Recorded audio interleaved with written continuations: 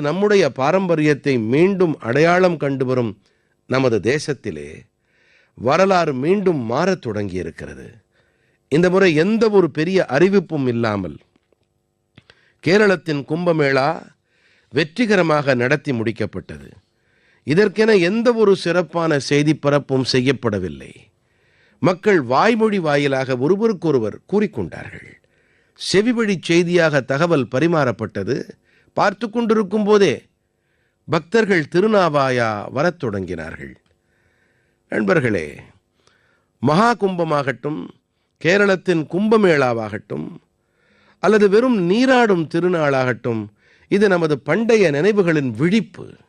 இது கலாச்சாரத்தை மீண்டும் நினைத்துப் பார்த்தல். வடக்கு முதல் தெற்கு வரை நதிகள் வேறாக இருக்கலாம், கரைகள் வேறாக இருக்கலாம், ஆனால் நம்பிக்கையின் பெருக்கு ஒன்றுதான். இதுதான்